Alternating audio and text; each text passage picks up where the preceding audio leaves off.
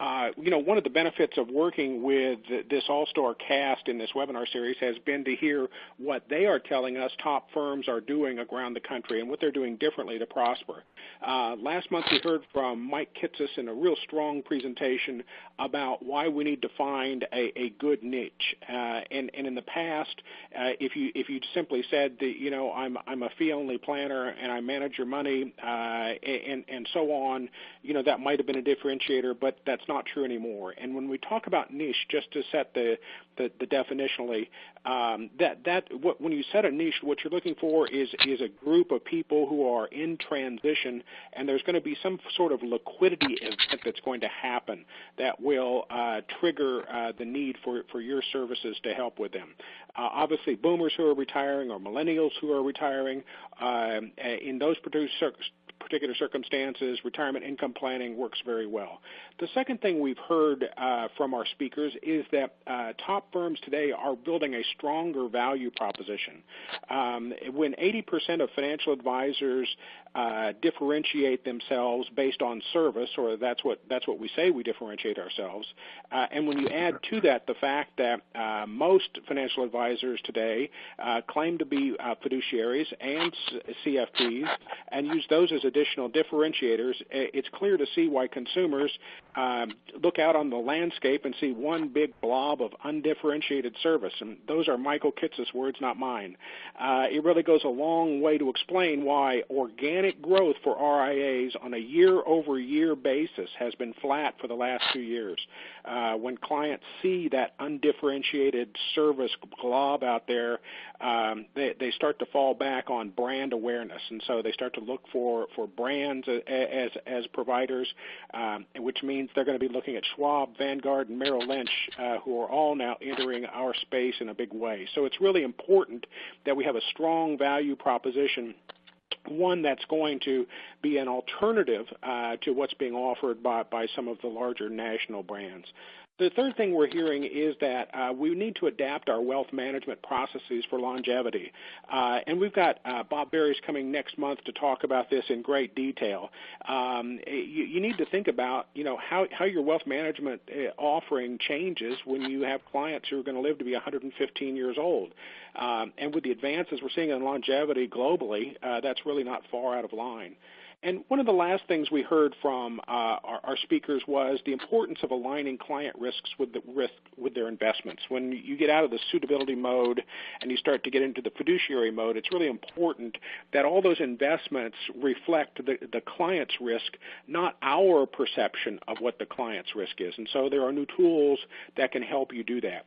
So as you look at these four things, you kind of stand back and say, okay, well, that's all great, but how do I possibly accomplish all those things, and run a business and serve my clients and make a profit? And what we have found, one way to do that is through the addition of retirement alpha. And so just to define it, what we mean by retirement alpha is it is the value that you add to your clients through a retirement planning, through strategy, through tactics, and through products.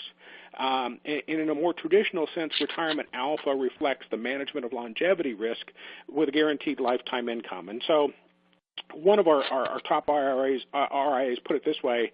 He said that it's not that our clients have a tangible lack of wealth, it's that they have an intangible fear of outliving their assets.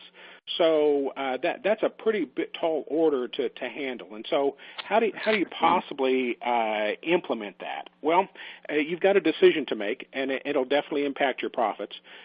You can do all of this stuff yourself, and you know what we would say to our clients who told us they want to do it themselves, right? Or you can find a strategic partner, a partner who's already invested in the R&D to identify the most effective proven strategies and tactics for delivering retirement alpha to your clients. And that's exactly what we at Modernist Advisor have done. This marketing program we've developed is exclusively for RIAs, and we feel like we're really challenging the status quo with this by saying that there are ways for fiduciaries to be delivering retirement alpha in today's market, including the use of annuities to battle longevity. And so there are definitely ways we can do that. So we put together a pretty strong value proposition for you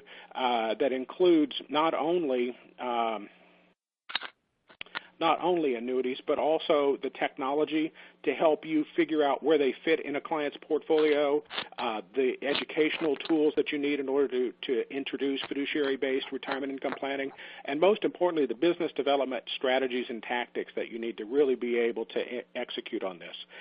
And one final note, for those of you, who were breathing a sigh when the DOL implementation got pushed to June 10th, we've got a complete DOL compliance platform in place, ready to rock and roll. So if you need some help with that, let us know. And just to kind of to level set this notion of business development, and Stephanie's going to spend a fair amount of time talking about this, but we've got a process that we use with our advisors that helps walk them through this. It's purposeful, it's systematic, and the key is to start to develop additional sources of new business beyond just referrals, because we know that referral planning, referrals themselves are slowing down when it comes in terms of RIAs. And so we've got a number of tools in place. We've got a business development program we call Your Dream Practice that parallels your dream retirement. We've got some modeling tools called ABC Planning. We have a thorough Social Security training program. We have a number of educational workshops that will position you as thought leaders in your neighborhood. And so all of those tools are available to you. They've been used with RIAs around the country with great success.